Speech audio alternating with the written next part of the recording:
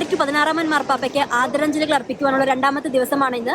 ഇന്നലെ രാവിലെ പ്രാർത്ഥനകൾക്ക് ശേഷം 9 മണിക്കാണ് ബസിലിക്ക തുറന്നു കൊടുത്തതെങ്കിൽ ഇന്ന് രാവിലെ 7 മണിയോടെ തന്നെ ബസിലിക്ക വിശ്വാസികൾക്ക് വേണ്ടി തുറന്നു കൊടുത്തു. ലോകത്തിന്റെ പല ഭാഗത്തു നിന്നെത്തിയ വിശ്വാസികൾ മാർപ്പാപ്പയെ ഒരു നോക്ക് കാണുവാനും അവസാനമായി ആദരാഞ്ജലികൾ അർപ്പിക്കുവാനുമായി ബസിലിക്കയിൽ പ്രവേശിച്ചുകൊണ്ടിരിക്കുകയാണ്. വളരെ ശാന്തമായിട്ടുള്ള ഒരു അന്തരീക്ഷമാണ് നമുക്ക് ബസിലിക്കയ്ക്ക് ഉള്ളിൽ കാണുവാൻ സാധിക്കുന്നത്. നിശബ്ദമാണ്, ശാന്തമാണ്. അതേസമയം ഒരു പ്രത്യാശയുടെ അന്തരീക്ഷം കൂടി നമുക്ക് കാണുവാൻ സാധിക്കും. കാരണം ഒരു വിശ്വാസി, ഒരു ഇടയൻ എങ്ങനെയാണ് മരണത്തിനായി ഒരുങ്ങി മരണത്തെ പുൽകിയതെന്നതിൻ്റെ പര്യായമാണ് ബെനഡിക്ട് 16 മാർപ്പാപ്പ. ഇന്നും നാളെയും കൂടി അദ്ദേഹത്തിന്റെ ഭൗതിക ശരീരം പൊതുദർശനത്തിനായി സെന്റ് പീറ്റേഴ്സ് ബസിലിക്കയിൽ ഉണ്ടായിരിക്കും. തുടർന്ന് വ്യാഴാഴ്ച രാവിലെ ഫ്രാൻസിസ് മാർപ്പാപ്പയുടെ മുഖ്യ കാർമ്മികത്വത്തിലാണ് കബറടക്ക ശുശ്രൂഷ നടക്കുന്നത്. ഇപ്പോൾ നമ്മോടൊപ്പം ഉള്ളത് റോസ്മിനി സഭാംഗങ്ങളായ 2 വൈദികരാണ്, ഫാദർ ബിജു ആൻഡ് ലൈജു. ഇവർ മാർപ്പാപ്പയെ കണ്ട് വണങ്ങി അദ്ദേഹത്തിന് അന്തിമോപചാരം അർപ്പിച്ച് വരികയാണ്. അപ്പോൾ ഇവരോട് നമുക്ക് ഒന്ന് ചോദിക്കാം. അച്ഛന്മാരെ, നിങ്ങൾ എങ്ങനെയായിരുന്നു നിങ്ങളുടെ അനുഭവം? പിതാവിനെ അവസാനമായി കണ്ട് വളരെയേറെ പ്രാർത്ഥന നിർഭരമായ ഒരു നിമിഷത്തിലൂടെയാണ് നാം ഓരോരുത്തരും കടന്നു പോകുന്നത്. തീർച്ചയായിട്ടും വളരെയേറെ വേദനാജനകവും അതിലേക്കുപരിയായി ദൈവത്തോട് കൃതജ്ഞതയും അർപ്പിക്കുകയാണ്. ഈ ഒരു ദിവസം പ്രാർത്ഥന നിർഭരമായി നാം ഓരോരുത്തരും മാർപ്പാപ്പയ്ക്ക് നമ്മുടേതായിട്ടുള്ള ആദരാഞ്ജലികൾ അർപ്പിക്കുകയാണ്. എൻ്റെ ഒരു അനുഭവം എന്ന് പറഞ്ഞാൽ എൻ്റെ ജീവിതത്തിൽ ആദ്യമായിട്ടാണ് ഒരു മാർപ്പാപ്പയെ അന്തിമോപചാരം അർപ്പിക്കാൻ എനിക്ക് സാധിക്കുന്നത്. ഇതെനിക്കിന്ന് ലൈജുസിൻ്റെ കൂടെ ഞങ്ങളിവിടെ ഇന്ന് ഒരുമിച്ച് ഈ ജനങ്ങളോട് കൂടെ മാർപ്പാപ്പയ്ക്ക് നന്ദിയും അതുപോലെ പ്രാർത്ഥനയും അർപ്പിച്ച് തിരിച്ചു വരികയാണ്. വളരെ നല്ലൊരു അനുഭവമാണ്. ഈ ജനങ്ങളോട് കൂടെ നമുക്ക് ദൈവത്തോട് നന്ദി പറയാം. മാർപ്പാപ്പയുടെ ഭൗതിക ശരീരം കണ്ടപ്പോൾ എൻ്റെ മനസ്സിലേക്ക് ഓർമ്മ വന്നത് പിതാവിൻ്റെ എൻസിക്ലിക്കലായ സ്പേസ് സാൽവിയാണ്. അതായത് ദൈവത്തിൽ മാത്രം പ്രത്യാശ അർപ്പിക്കാൻ മാർപ്പാപ്പ നമ്മളോട് ഓരോരുത്തരോടും ആഹ്വാനം ചെയ്യുകയാണ്. നമുക്കൊരുമിച്ച് തുടർന്നും മാർപ്പാപ്പയ്ക്ക് വേണ്ടി പ്രാർത്ഥിക്കാം. ബെനഡിക്ട് 16 മാർപ്പാപ്പയ്ക്ക് അന്തിമോപചാരം അർപ്പിച്ചുകൊണ്ട് ഇവിടെ നമ്മുടെ അടുത്ത് എത്തിയിരിക്കുന്നത് സിസ്റ്റർ ഉഷയും റെജിലയുമാണ്. സിസ്റ്റർ ഉഷ, ബെനഡിക്ട് 16 മാർപ്പാപ്പ ആയ കാലം മുതൽ പാപ്പയെ കണ്ടിട്ടും അടുത്തറിഞ്ഞിട്ടുമുള്ള ഒരു വ്യക്തിയാണ്. അപ്പോൾ പാപ്പയോട് വളരെയധികം സ്നേഹമുള്ളൊരു വ്യക്തിയാണ്. സിസ്റ്ററിൻ്റെ അനുഭവം നമുക്ക് ചോദിക്കാം. ഞാൻ 2004 റോമിലെത്തുക. അന്ന് തന്നെ എനിക്ക് മാർപ്പാപ്പ ആയതിനു ശേഷം അധികം താമസിയാതെ തന്നെ എനിക്ക് മാർപ്പാപ്പയെ തൊട്ടടുത്ത് കാണാനും വിഷ് ചെയ്യാനും ഒക്കെ ഒരുപാട് അവസരങ്ങൾ കിട്ടിയിട്ടുണ്ട്. അതുകൊണ്ട് തന്നെ ഒരുപാട് പ്രിയപ്പെട്ടതാണ് എനിക്ക് മാർപ്പാപ്പയുടെ മിക്ക ക്രിസ്മസ് ഈസ്റ്ററൊക്കെ വരുമ്പോൾ കുർബാനയിൽ പങ്കുകൊള്ളാനും ഞാൻ ശ്രദ്ധിച്ചിട്ടുണ്ട്. അപ്പോൾ വിട പറഞ്ഞപ്പോൾ ഒരുപാട് വിഷമമുണ്ട്. ഇന്ന് അന്തിമോപചാരം അർപ്പിക്കാൻ ഇവിടെ എത്തിയതിൽ വിഷമത്തോടുകൂടി ആണെങ്കിലും അതൊരു സ്വപ്ന സാക്ഷാത്കാരമായിട്ട് ഞാൻ പ്രതീക്ഷിച്ചതല്ല ഇവിടെ എത്താൻ പറ്റുമെന്ന്. കാരണം ഒരുപാട് ലൈനിൽ നിന്ന് വരാൻ കുറച്ച് മടി, എന്നാലും മാർപ്പാപ്പയ്ക്ക് വേണ്ടി അത് ചെയ്തേ പറ്റുമായിരുന്നു. അപ്പോൾ ഒരുപാട് സന്തോഷത്തോടെ നല്ലൊരു വിശുദ്ധനായ ഒരു മാർപ്പാപ്പയെ നമുക്ക് തിരിച്ചറിയാം.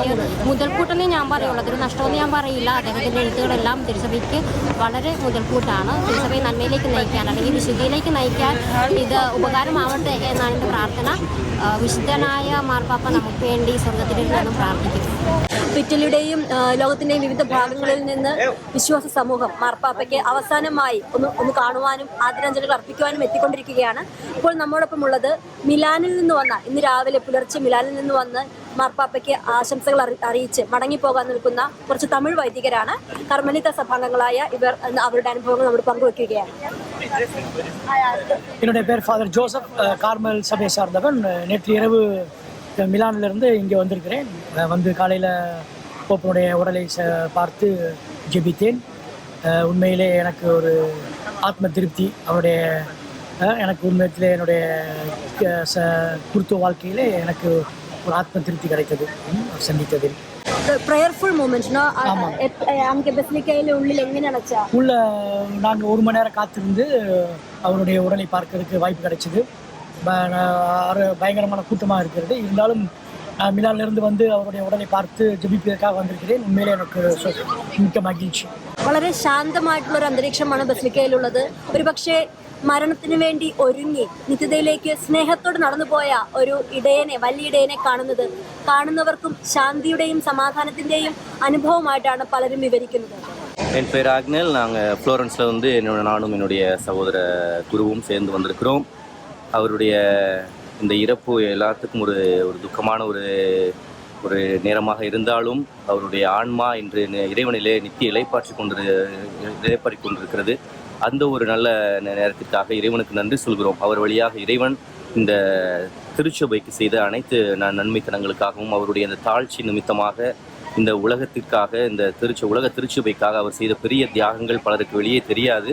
ஆனால் அவற்றை அனைத்தையும் தனக்குள்ளே வைத்துக்கொண்டு அன்னை மரியாளிடம் ஒப்படைத்து இந்த திருச்சபையை மறைமுகமாக இருந்து வழிநடத்தி கொண்டிருந்த இப்போ இருக்கிற நம்முடைய திருத்தந்தை இப்போ பிரான்சிஸுக்கு உறுதுணையாக இருந்து செயல்பட்ட இந்த திருத்தந்தைக்காக தொடர்ந்து நாங்கள் ஜெபிக்கிறோம்.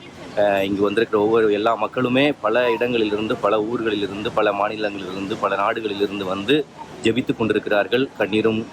கண்ணீர் ஒரு பக்கம் கண்ணீரோடு ஜெபிக்கிறார்கள், இன்னொரு பக்கம் அவர்கள் அந்த போப்பினுடைய அந்த இறப்பிலே பங்கேற்பதற்காக தங்களையே ஒருமித்து கொண்டு இங்கே இருக்கிறோம். நாங்கள் அனைவரும் இறைவனுக்கு நன்றி சொல்கிறோம். இவருடைய இந்த ஒரு அழகான ஒரு போப்பு எங்களுக்கு கொடுத்ததற்காக, அவர் வழியாக செய்த அனைத்து നന്മകൾക്കാகவும் നാം ഇறைവனுக்கு നന്ദി சொல்கிறோம்.